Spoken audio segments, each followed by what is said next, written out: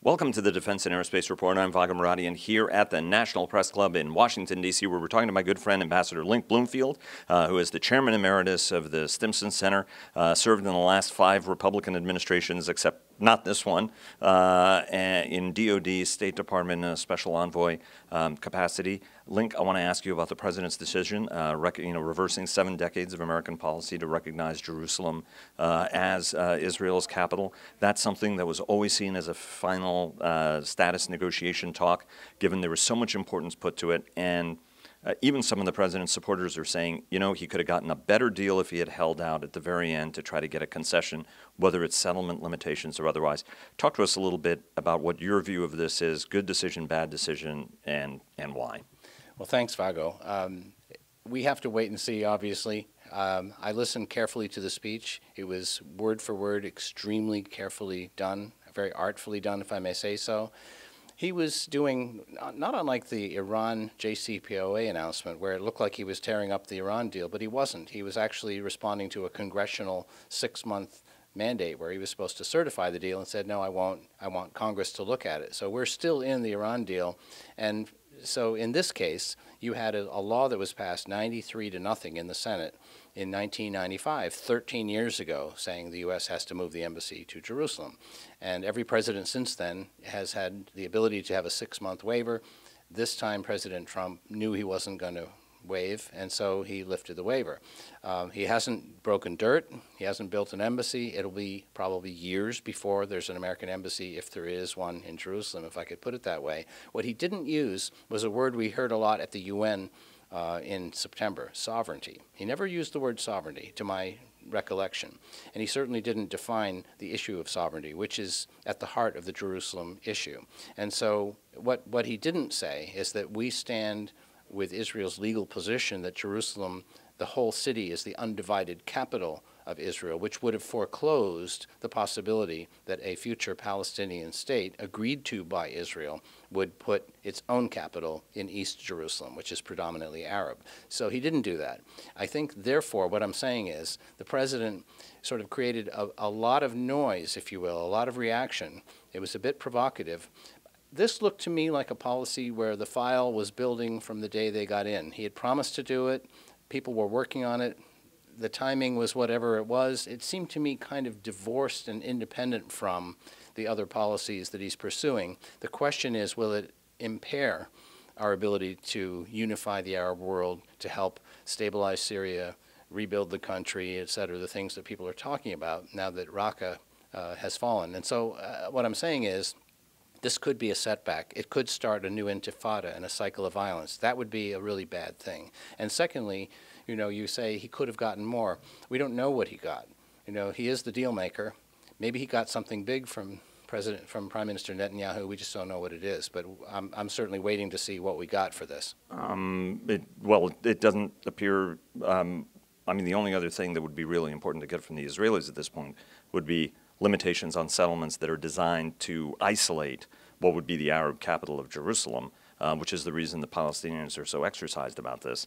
So if I'm understanding correctly, it's not as bad as it could have been, I think, is maybe the message and the way to look at this? Well, it may be like Wagner's music. It sounds really bad to everyone, but if you read what he said, it really didn't do much. It didn't. Every country has the right to choose where their capital is as long as it's in their sovereign territory. Frankly, part of Jerusalem is disputed territory in legal terms, according to U.S. law and policy. Some say occupied territory. That provokes feelings in Israel. But just to point out that we didn't say that it's the undivided capital of Israel. We just said that they have the right to say where their capital is. It's where they do their business. The world goes there to do business with them. I've been in the Knesset. I've been in ministries. That's where you go. The MOD is in Tel Aviv. That's the exception. But still. Sometimes things that aren't intended to be that momentous can take on a life of their own. And I think hopefully this will, if you will, not change the game in the Middle East. We need to refocus on what our strategy is in the Middle East. We have geopolitical things to worry about that we didn't a few years ago. And so it's very important that this not derail things in the Middle East. And maybe just by stirring people up and getting them focused, we can get people's positions back to the table and say, all right, fine, everyone's angry. Let's meet, let's talk it out, and let's figure out how to solve this problem. But Palestinians are saying that after this decision, they're just not going to go back to the negotiating table. Isn't that a setback? It's a setback, but is it a permanent setback? I mean, there's an issue of dignity and pride. You know, you don't come running to the table when someone has taken a position that's adverse to what you think your interest is. So yes, they're turning the other way. I don't think that is unexpected, and I think it's part of their own sense of honor. The hope is that they will, with their honor intact, have a conversation about what makes sense and point out the things that could really take away the future of these two neighbors who are going to be cheek to jowl forever if all goes well. You've got to have a political settlement for the Israelis and the Palestinians. But if you're looking at this from a strategic standpoint, Israel has pretty much sidelined the Palestinian issue in a very definitive way with Saudis, all the Gulf Arabs. They have a condominium with Israel that's budded and developed and actually flourished over the last decade or so. And part of the bargaining chip on that was, hey, you guys really don't care about the Palestinians. Let's just be honest, you don't care about the Palestinians, but we're going to help you on Iran. How does this issue, what's any pressure on Israel to negotiate, which is not discernible at this point? You know, what's stage two of this absent any peace deal? Because Israel doesn't seem to be incentivized at all. I mean, you could argue neither side is incentivized, but one side has really pretty much gotten everything it wanted and continues to build settlements at kind of a record pace. Well, I mean, your question, of course, reflects the way a lot of people look at this issue. And it may just be that the Israelis weren't the ones who needed this to happen. It may have been more of a domestic political play by the president to say, hey, I promised I would do it. No other president did it, so I did it. You know, there's a few of those. There's a lot of things that other presidents haven't done for reasons. Hopefully this will not cause any serious downsides, but it may actually put Israel off the path of some constructive things that were going on in the Middle East. We don't know. My big hope is that it doesn't launch a cycle of violence. But at the end of the day, on the Palestinian side, there has to be clarity, unity, and seriousness that says, all right, look, we feel like victims in this process. We've been wronged. We thought we offered a lot in the past. Everyone comes to the table with their own narrative. But the Palestinians have to really figure out, we'd better put a position on the table that's credible, that's realistic, and that if the prime minister doesn't like it, maybe the people of Israel will say, hey, look, this is actually what this is a just outcome. They need to get something, and they can't live with dishonor. They can't take too much off the table. There has to be something which gives the Palestinians what any of us would want if we were in their shoes. And I think that's a hard question. I don't think it'll happen soon. And I don't know if this will help, so I can't give you a great answer. Let's go to phase two. There was a panel discussion. You were participating on it. Barry Pavel was on it from the Atlantic Council, as was Saeed Hussein Mousavian, who we also talked to, the Iranian diplomat,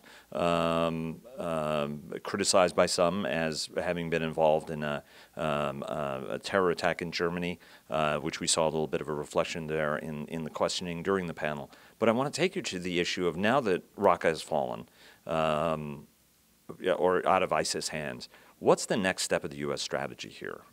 You've spent a lot of time looking at the situation. What are the next steps in this over the next 3 months, 6 months, year, and beyond in order to stabilize this situation? Because it is a collection of very odd bedfellows. Iranians have done a lot of fighting, or at least to liberate some of these areas. The Kurds have done the lion's share of the work. The Turks want to be sure that the Kurds don't take advantage of that. And so the United States and the Turks have sort of cracked down on the Kurds a little bit on any declaration or inching toward any greater autonomy that they might otherwise have in Iraq. Assad is very firmly installed in Syria. The Russians are very firmly ensconced in the area, and we're there too. So what's next? Well, I'd be a fool to say that what's next is simple. What we did differently under President Trump was to conduct a decisive operation against ISIS. In other words, stop talking about strategic patience and long slogs, which is exactly translated into ISIS speak means they're not going to take us down. But what you do with an insurgency is you give them a crushing sense of futility. We're coming after you. You have no chance. It's going to be over soon. You're finished. And that's what they did. And so, well, I mean, but those who were involved in it said that nothing changed from the original campaign plan a couple of years ago. It was just that we were in the end game anyway after having eroded their capabilities for the last 3 years. You know, that's for, you know, people over a beer at the Army-Navy Club. They can fight that one out. The point is, the rhetoric certainly changed.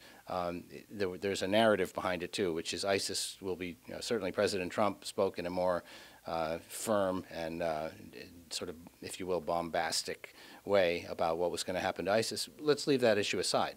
So that's one threat. The second issue is, what does Bashar al-Assad do now that his country has been, you know, liberated? He's going to say, I'm the sovereign, recognized government in Syria. Everyone can please leave. I decide who stays and goes. And the answer is, excuse me, you have just presided over the largest crime against humanity that the world has seen in years. You've driven 10 million people from their homes. You have barrel-bombed cities and villages and towns. You have attacked hospitals. And all of the air attacks were brought in by Quds Force commanded militia on the ground, funded by Iran, by the regime in Tehran, and brought in when the Russians came into Tartus and started doing air campaigns. They were attacking and re-attacking hospitals and rescue workers in an arc around Damascus. It had nothing to do with ISIS. Just consult former Secretary of Defense Ash Carter, who thought they were heading for, you know, heading east, and then instead they headed west. They were there to save the regime. So there's a question of there's a conversation we need to have about whether the regime in Damascus deserves the full rights of sovereignty after what they did. Years ago, the Arab League ministers unanimously, I believe, called for him to be sent to The Hague to face war crimes charges. This is years before they drove out a couple more million, you know, across the waters into Greece and Germany. And what do you think the impact of that was? It destabilized Europe. It probably caused Brexit. It certainly stimulated the immigration debate, which was central to the Trump victory. I mean, this was geopolitically huge. And the Russians came in because they loved it. They wanted to destabilize Europe. And so the more we can bomb Aleppo, the better.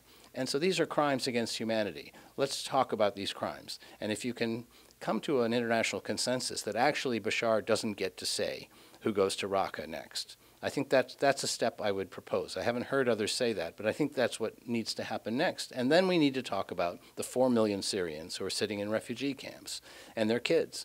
Let's start educating them and planning for them to be part of a future Syria where the rights of the Syrians are upheld. The same kind of constitutional, perhaps loose confederacy that we're talking about in Iraq, where they can govern themselves, that sort of matches their ethnic map.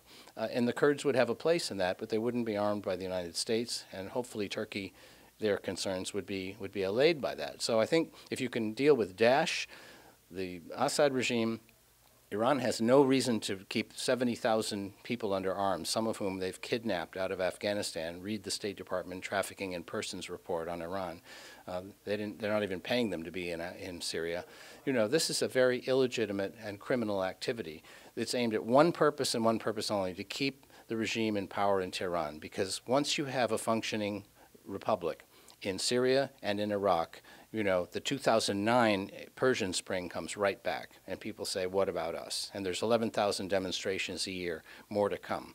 So I think they're fighting strongly in the region. This is the Iranians, but they're fighting from terrible weakness at home. And this is really the interesting thing that we don't seem to grasp in Washington. One of the ideas, though, behind the Iran nuclear deal was try to, as best, forestall an open conflict in the Middle East. Try to lift as much pressure as possible, as reasonable, in exchange for Iran giving up those weapons, even though it's a terrible actor in the region on virtually any metric you want to use, but that the internal pressures would get such that the hope was that the government actually collapses as a consequence of this deal. Talk to us a little bit about the internal strains we're seeing in Iran and how they're likely to manifest in it, because We've time and again had this conversation about how vulnerable Iran is. It is very vulnerable on a lot of different axes. It's changed under Rouhani in order to try to address a very young population. Some of the religious restraints were not very popular, so some of those have eased back. At the same time, the regime is interested, as any regime is, in survival. Talk to us a little bit about what's next for Iranian society. What does that mean? And what do Mohammed bin Salman's reforming of Wahhabism, how does that change the dynamic as he tries to opt for a more moderate form of Islam that many people say, actually are the roots of Al-Qaeda as well as ISIS? Well, that is the most important question. Yeah, that you're getting at the heart of what matters in the Middle East. And I think the White House right now, under General McMaster and others, are looking at ways to push back on Iran. So when President Rouhani was elected in 2013, amid nuclear discussions, you had a very charming foreign minister, Zarif, who has many friends in America, as he probably should. He's a wonderful front man. Ask yourself how much power he has. How many budgets does he control? Does he do arms transfers? And if you go right down the list of the U.S. Secretary of State's authorities, he has none of them. He's basically there to keep us happy, while Soleimani and the supreme leader go about their business. Their business is staying in power. I think they went to Syria in 2011 because they saw Damascus about to fall, the way Egypt and Tunisia had fallen, and they couldn't abide that. They've said many times that if we lose Damascus, we can't hold Tehran. This is regime survival. It has nothing to do with the long-term good of the Syrian people. You've seen what they did to the Syrian people, and they need to account for it. What's really interesting about the Iran regime is that the same people who are in power now have a long history, and those dossiers are starting to get pulled together. An example, when Rouhani came in 2013, you heard people talking about what a moderate he was, and he was going to release the Green Revolution, Mousavi, and these Karoubi. They're still under house arrest. He never did that. And who did he put in as defense minister? Or was it even his choice? I mean, he was cherry-picked out of 868 candidates. There were only 6 on the ballot in both the 2013 and 2017 elections. So these were hand-picked candidates to represent the supreme leader as a front man for the supreme leader who has all the authority. But his defense minister, Dagan, as a younger guy, was a brigadier who went to the Bekaa Valley, did the initial training of the Shia of Lebanon to create Hezbollah, and ran the operation that blew up the Marines in 1983 on November 22, killing 241 Marines. That generation of Marines includes people like Secretary of Defense Mattis, General Kelly, the Chief of Staff of the White House, General Jim Jones, who I was with today, the chairman of the Atlantic Council, former Supreme Allied Commander. When they were young, those troops were their generation. So, and former Marine Corps Commandant and former National Security Advisor for President Obama. Exactly. And so what I'm saying is these people have a long history. Some graphic footage has come out, a tape of the person who should have succeeded Ayatollah Khomeini. The highest religious authority was the Grand Marja of Iran, Montazeri, who was openly critical of the clerics for massacring political prisoners in the summer and fall of 1988. It's called the Great Massacre of 30,000 political prisoners, most of them political dissidents, many of whom had very small crimes. They had short sentences. They were all put to death in horrifying fashion. It's the worst killing of political prisoners since the Bataan Death March, and it's only now coming to light that it really happened. And the justice minister under Rouhani, Pour Mohammadi, in 2013, was one of the 4 people who signed off on the 30,000 deaths. The current justice minister, since the last few months, was also one of the 4 who signed off on all these deaths. So these are the people that are the moderates of Iran, and they have a lot to answer for, including the crimes they've committed, ethnic cleansing in the Sunni towns of Iraq, in the name of upholding Iraqi sovereignty, and what they've done to Syria. So I think there's a huge accounting that is coming to bear. And the most powerful tool with Iran is not military force, it's information, it's truth. And I think we need to get on, and that's my advice to the White House, is let's build a massive file of truth about these people. Today in Argentina, the former president, Kirchner, was indicted by a judge for having made a deal with Iran to cover up what they knew the Iranians had done in 1994 to blow up the Jewish Community Center. So, she acted as if we don't know who it is, and they think that there might have been bribery involved. So the Iranians have a lot to answer for, and we need to get busy making them answer for it. But making them answer for it means, in a sense, taking the country back and putting it in democratic hands or other hands than the regime now has. Otherwise, they'll continue. Kim Jong-un, his father, his grandfather were all tyrants of the First Order. But unless you get them out of there, or there is some massive change, what are some ways, aside from that greater openness, that greater sunshine, what are some other techniques the international community can use? Because the raw sanction tool has a tendency of backfiring, because the folks at the top of the regime are rarely ever hit by sanctions. It's the people who are on the bottom that are hurt, and then those leaders then use that as a tool, as a device to unify the people and get their support. What are some other techniques to use here to systemically undermine the support for senior leaders who are all have blood on their hands? Well, look, there's a difference with North Korea. No disrespect to the people of North Korea, but the people of Iran, 79 million of them, including men and women, are a highly evolved 5,000-year-old civilization. They have a lot of democratic roots going back more than 100 years. There was a constitutional crisis of 1206. There were women's schools, women's rights. Mossadegh was part of a democratic upbringing where they were going to nationalize the oil. And by the way, when the regime points the finger at us and says, you overthrew our government in 1953, guess who was on the side of the Shah all the way? The mullahs. Khomeini's mentor, Ayatollah Kashani, supported the Shah and wanted to put Mossadegh on charges and put him to death, the death penalty. So, we don't need to be lectured by these clerics. They are power hungry, they're corrupt, they're greedy, and there's a whole bunch of people who can obviously handle themselves very well. They did not get voted into power. They shot their way to power in June of 1981. We were not paying attention at the time, but go back and look.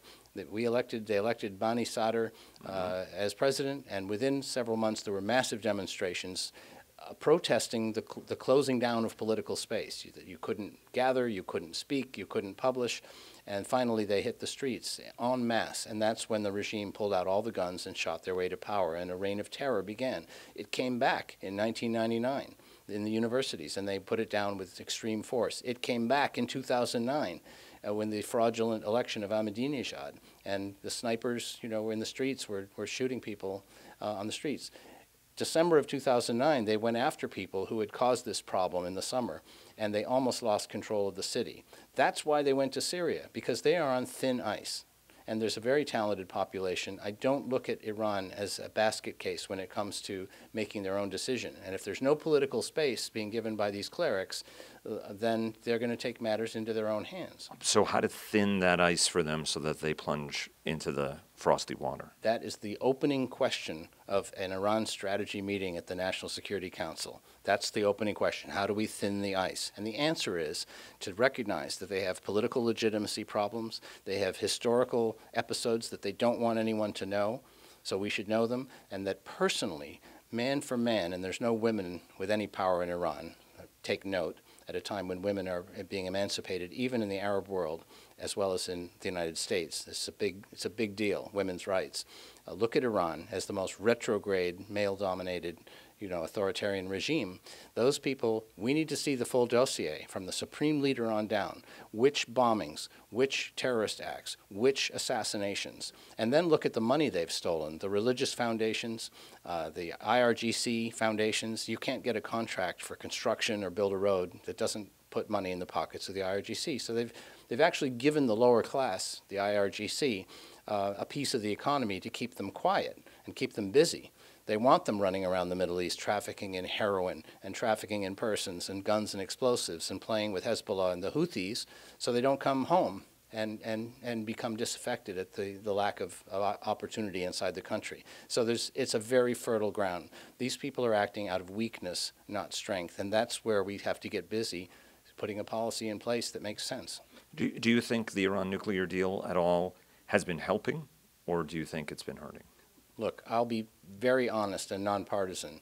we were on the verge of attacking that nuclear establishment, or hoping Israel would attack it, because they were very close to the bomb. Just look at what Leon Panetta and Bob Gates and others were saying. So that was averted. Of course, it's not that Iran did anyone any favors by averting it and by backing down. That would have triggered a nuclear arms race involving Saudi Arabia, UAE, Egypt, and of course Israel is a wild card in that equation, a very ungovernable nuclear arms race that would not have benefited Iran at all. So they couldn't win by continuing on that path. They came to the table. They really wanted legitimacy. They got a legal nuclear status, which can become a nuclear weapon state when the sand runs through the hourglass. So we really need to pay attention, and this is a great time to do it.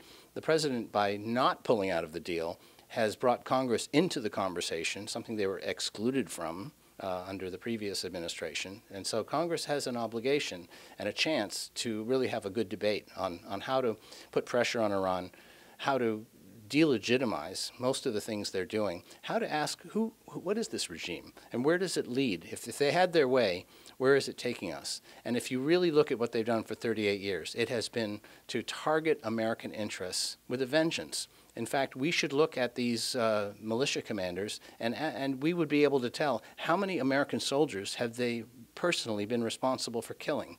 And let's get some sanctions going there, too. So there's work to be done. It all comes down to the facts. As I said earlier on the Senate today at a luncheon event, with these guys, the devil's in the details. But when you look at the details, you find the devil. Link, thanks very much. Really appreciate it. Hope you have a great holiday and look forward to working together next year. Thank you, Vago. All the best to you. Happy holidays.